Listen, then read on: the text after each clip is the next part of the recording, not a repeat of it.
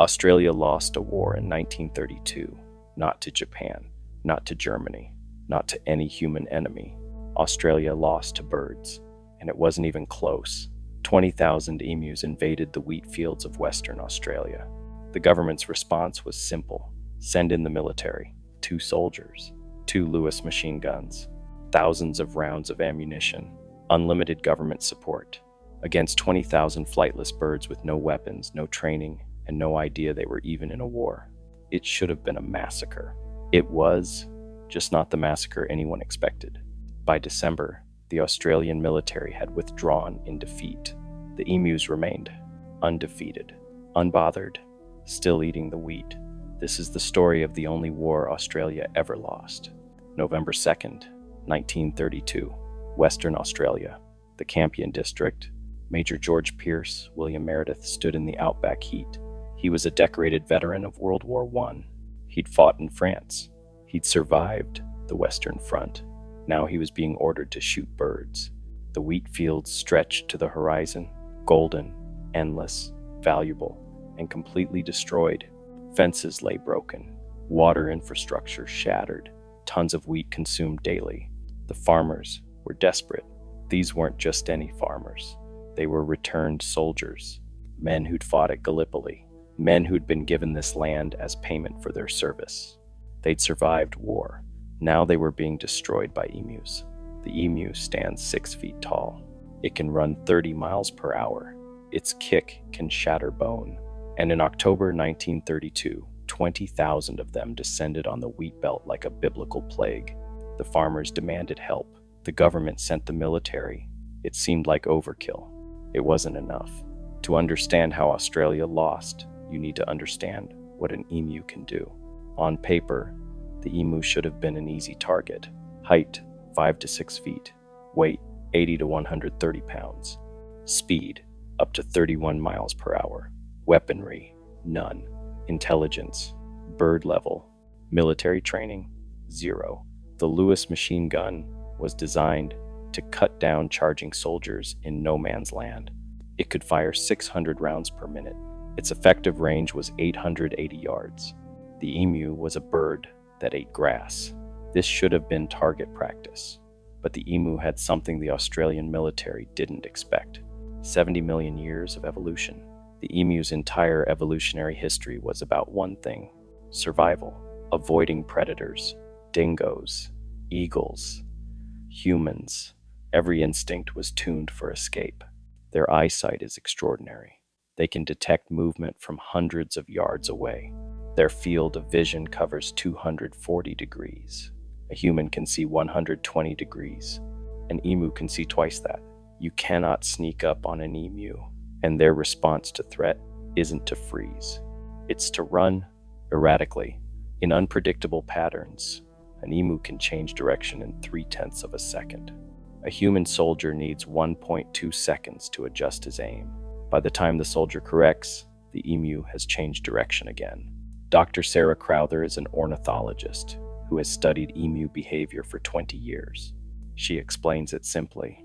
The emu is one of the most alert, adaptive species in Australia. When threatened, they don't panic. They calculate, they scatter, they survive. But the emu's real advantage wasn't individual. It was collective. Emus operate in what scientists call fission-fusion groups. They come together when it benefits them, at water sources, at feeding grounds, but when threatened, they split instantly. No leader gives an order, they just scatter. Imagine a group of 50 emus at a waterhole. A soldier approaches. Threat detected. The group explodes into smaller units, groups of 3, groups of 8, each running a different direction. The soldier has to choose which group to target. By the time he aims, they've scattered again. Murray Johnson is a military historian who has studied unconventional Australian operations. He puts it bluntly: what the emus were doing completely instinctively was guerrilla warfare. They denied the enemy a concentrated target. That's Insurgency 101. The Australian soldiers were about to learn what the British learned in Afghanistan, what the Americans would later learn in Vietnam. You cannot machine gun an enemy that refuses to stand still. And the emus had one more advantage. Their biology. The emu's internal organs are protected by thick layers of fat and feather. A bullet that would drop a human often just wounded an emu. Wounded emus kept running. Some birds were hit multiple times and still escaped. Their legs are pure muscle and tendon. They can maintain top speed for miles. A human soldier carrying gear in desert heat cannot. The emus could outrun their hunters, outlast them, outweight them. Of course, the emus had crippling disadvantages. No weapons, no armor, no communication system, no supply lines, no strategic planning, no idea they were in a war. They were just birds, trying to eat, trying to survive, and somehow that was enough. On October 29th, 1932, the Australian Defence Force assigned Major Meredith to solve the emu problem. He was a decorated veteran. He'd seen trench warfare. He'd survived the Western Front. This was supposed to be easy. He estimated 1 week. Within 3 days, he'd face his first humiliating defeat. Within 1 week, he'd be a national punchline. Within 1 month, the emus would still be winning. He had no idea. None of them did. Major George Pierce William Meredith was not a fool. He'd served with the Royal Australian Artillery in France. He'd seen the worst of the Great War. He'd commanded men under fire. He'd survived when thousands didn't. This assignment should have been beneath him. But Meredith was a professional. He took every mission seriously, even shooting birds. His orders were clear. Deploy 2 Lewis guns. Engage emu concentrations at dawn. Achieve maximum casualties with minimum ammunition expenditure. Estimated duration, 1 week. 1 week to solve a problem that was destroying the livelihoods of returned soldiers. The Lewis gun before him was the same weapon he'd used in France. It had stopped German infantry charges, cut through barbed wire, pierced fortified positions. Against unarmored birds in the open, this should have been a slaughter. The advantage seemed overwhelming. 600 rounds per minute. No body armor on the enemy. No cover in the open outback. No tactical training. The Australian press treated the operation as a curiosity. The West Australian newspaper ran cheerful headlines about the military solving the emu menace. The Sydney Morning Herald called it machine guns for marauding birds. The tone was lighthearted, almost jovial. Nobody expected this to be difficult. The government saw it as pest control with military efficiency. The farmers saw it as salvation. Meredith saw it as a mission to complete quickly and professionally. The emus saw nothing. They had no idea any of this was happening. Military historian Murray Johnson has studied this operation extensively. He identifies a critical assumption. The Australian military believed technological superiority would guarantee battlefield dominance. They had machine guns. The emus had nothing. Therefore, victory seemed inevitable. It was a reasonable assumption. It had worked in every previous conflict. But this wasn't a conventional conflict. The emus didn't need to win. They just needed to not lose. On November 2nd, 1932, Meredith and his 2-man crew arrived at Campion. The town sat in the heart of the wheat belt, surrounded by destroyed farms, surrounded by desperate farmers. His gunner was an experienced soldier, a veteran like Meredith, reliable under fire. They set up their positions near known emu feeding grounds. They loaded their weapons. They checked their ammunition supplies. Thousands of rounds. More than enough. They waited for dawn. The plan was textbook. Ambush the emus at their morning feeding time. Catch them concentrated around water sources. Maximize casualties before they could scatter. The emus would come. They always came. They needed water. They needed food. And when they came, the machine guns would be waiting. Meredith scanned the horizon as the sun rose. He expected this to be over quickly. The emus appeared, and everything went wrong immediately. November 2nd, 1932. Early morning, Campion, Western Australia. Meredith's unit spotted approximately 50 emus approaching a dam. The birds moved cautiously across the open ground, heads up, alert, scanning constantly. Meredith gave the signal. Wait for them to concentrate. Let them commit to the waterhole. Then open fire. The emus reached the dam. They began to drink. Now, the Lewis gun roared to life. 12 rounds fired. Then silence. The gun had jammed. 12 bullets into a group of 50 birds. 0 confirmed kills. And in that moment of mechanical failure, something remarkable happened. The emus didn't panic. They didn't freeze. They exploded outward in every direction. Some ran left. Some ran right. Some charged straight away from the gun. By the time the gunner cleared the jam, the emus were gone, scattered across a square mile of outback. Impossible to target, impossible to track. First engagement, complete failure. Meredith was frustrated, but not defeated. Mechanical failures happen. The next attempt would be different. November 4th, afternoon heat. Local farmers had agreed to help. They would herd approximately 1,000 emus toward a predetermined kill zone. The guns would be positioned and ready. This time, there would be no jam. This time, they would achieve the concentration needed for effective fire. The farmers drove their trucks across the wheat fields, shouting, honking horns, pushing the massive flock toward Meredith's position. The emus moved as a group, a river of birds flowing across the landscape, hundreds of them, coming directly toward the guns. Meredith waited. 500 yards, 400, 300. He could see individual birds now. The size of the flock was staggering. 200 yards. He gave the order, fire. Both Lewis guns opened up. The sound was deafening, sustained bursts, sweeping across the approaching mass. The emus reacted instantly. The flock didn't retreat as a unit. It shattered. Like a school of fish encountering a predator, the birds broke into dozens of smaller groups. Groups of 10, groups of 5, groups of 3. Each group ran a different direction. Each changed speed, unpredictably. Each zigged when the soldiers expected them to zag. The gunners tried to track individual groups. By the time they adjusted aim, the group had split again. The guns kept firing, ammunition belts feeding through, hot brass casings piling up. 2,500 rounds expended. The guns fell silent. The soldiers surveyed the field. Bodies lay scattered across the dirt. Approximately 50 emus dead. 50 kills. 2,500 rounds fired. 50 rounds per kill. Meredith did the math in his head. 20,000 emus in the region. 50 rounds per kill. 1 million rounds needed. He had a few thousand.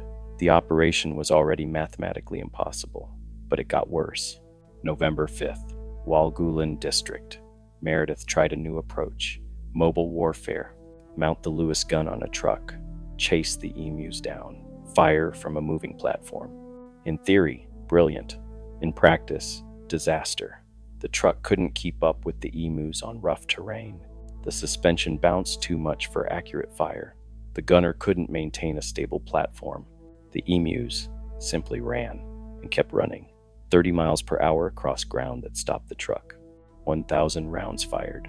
12 confirmed kills. The pattern was becoming clear. Every ambush failed because the emus detected the threat and scattered. Every chase failed because the emus were faster across their native terrain. Every concentrated fire attempt failed because there was no such thing as a concentrated emu target. The emus had no strategy, no commander, no tactical planning, but their instincts were doing something remarkable. They were winning. Ornithologist Sarah Crowther explains the phenomenon. An emu's skeletal structure is optimized for endurance running. Their legs are pure muscle and tendon. They can maintain top speed for miles without tiring. Their vision gives them 240-degree awareness. You cannot flank an emu, and their response to gunfire was perfect evolutionary programming. Scatter, disperse, deny the predator a target. It had worked against dingoes for millions of years. It worked against eagles. Even experienced hunters needed skill and patience to overcome these defenses. And now it was working against the Australian military. By November 8th, Meredith had fired thousands of rounds. He'd killed perhaps 200 emus. The remaining thousands continued eating wheat, and the Australian press had started to notice. Headlines appeared. Emus win battle at Campion. Machine gunner's dreams dissipated. Emu command shows strategic ability. Feathered foes, too clever. The operation had become a national joke. On November 8th, the defense minister ordered withdrawal.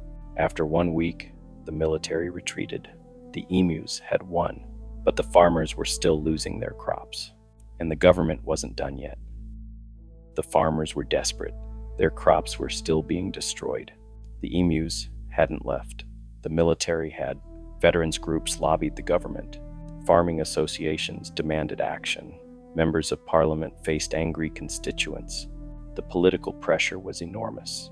On November 12th, just 4 days after the withdrawal, the government reversed course. Major Meredith was ordered back to the wheat belt. This time would be different, or so they hoped. Meredith had learned from the first deployment. He revised his strategy completely. No more attempting to engage large concentrations. Target smaller groups instead. Employ mobile tactics. Multiple positions throughout the day. Minimize wasted ammunition. Fire only when you have a clear shot. Make every round count. For 2 weeks, Meredith's team pursued the emus across the outback. They set up before dawn. They moved positions constantly. They coordinated with local farmers who knew emu movement patterns. And sometimes it worked. Small groups of emus were caught off guard. 5 killed here, 8 killed there. Occasionally a group of 12 or 15. The body count slowly grew, but the emu population barely noticed. For every 10 emus killed, thousands remained. The wheat continued disappearing. The farmers continued suffering. Meredith's reports grew increasingly terse. November 15th, 23 emus destroyed. November 18th, 16 emus destroyed. November 21st, 31 emus destroyed. Professional, factual, quietly admitting defeat with every low number. His gunner began making comments about the emus' tactical awareness, half joking, half serious. It was as if the birds were learning, adapting. They weren't, of course. They were just being emus. But to exhausted soldiers firing thousands of rounds for minimal effect, it felt like fighting an intelligent enemy. Mid-November, near Campion, one of the final major engagements, Meredith's unit encountered a large emu group. The positioning was perfect. The emus were concentrated. The wind was right. No mechanical failures. This was the moment. The Lewis guns opened fire. Sustained bursts, sweeping across the group. Over 1,000 rounds expended. The barrels overheated. Smoke poured from the mechanisms. The smell of burnt oil filled the air. Emus fell, but most scattered and disappeared into the brush. Meredith walked the field afterward, counting bodies, assessing the damage. Maybe 40 emus killed, maybe 50. 1,000 rounds for 50 birds. 20 rounds per kill. Better than before. Still unsustainable. Still failing. That evening, Meredith wrote his final tactical assessment. The emus have proven surprisingly difficult to engage in combat. The birds can split up into small groups, rendering concentrated fire ineffective. Their mobility across rough terrain exceeds our operational capabilities. Further military operations are unlikely to achieve meaningful population reduction. I recommend termination of operations. He didn't use the word defeat. He didn't have to. On December 10th, 1932, the military withdrew permanently. No fanfare, no press conference, no official statements. The trucks simply drove away. The emus remained. The war was over. Australia had lost. The final casualty count remains disputed to this day. Meredith's official reports claimed significant success. Other contemporary accounts were less generous. The most reliable estimates suggest 50 to several hundred emus killed, out of 20,000, a few percent at most. The mathematical reality was brutal.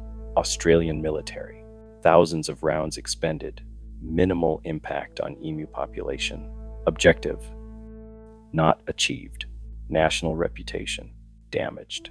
Emus, casualties, negligible percentage of population. Territory lost, 0. Crops consumed, continued uninterrupted. Tactical victories, multiple. War status, won by default. The emus didn't win because they were smarter. They won because the military was using the wrong tool for the job. You cannot shoot your way out of an ecological problem. The farmers needed help. The government sent machine guns. The emus needed food. The emus found food. Everything else was just noise. The story didn't end with the military withdrawal. The farmers still needed help. The emus were still destroying crops. In 1934, the Australian government tried a different approach. They abandoned military solutions entirely. Instead, they implemented a bounty system. Local farmers and hunters could claim payment for every emu killed. No machine guns, no military tactics, just individual hunters with rifles, traps, and patience. Over the following years, civilian hunters killed tens of thousands of emus. By 1948, the bounty system had accounted for over 57,000 birds. The farmers succeeded where the army failed, not because they had better weapons, but because they understood the enemy. They knew emu behavior. They knew the terrain. They used patience instead of firepower. The Emu War is absurd. It's funny, but it's also a lesson about institutional approaches versus local solutions, about using the wrong tools for the job, about how technology without adaptability is just expensive failure. We keep making this mistake, throwing power at problems that need understanding, imposing solutions on nature that require cooperation. The emus didn't care about Australia's firepower. They cared about food, and they got it. In 1953, Major Meredith gave a radio interview, 21 years after the war. The interviewer asked what he'd learned. Meredith's answer was honest. If we had a military division with the bullet-carrying capacity of these birds, it would face any army in the world. They can face machine guns with the invulnerability of tanks. He didn't sound bitter. He sounded respectful. November 1932, the Australian military declared war on emus. By December, they'd lost. The emus never knew they'd won. They were just birds, trying to survive, and somehow that was enough. If you found this story fascinating, consider subscribing to the War Maestro Chronicles for more forgotten history and true events that shaped our world in unexpected ways. Your likes and shares help these stories reach more people and support the work that goes into telling them accurately and respectfully.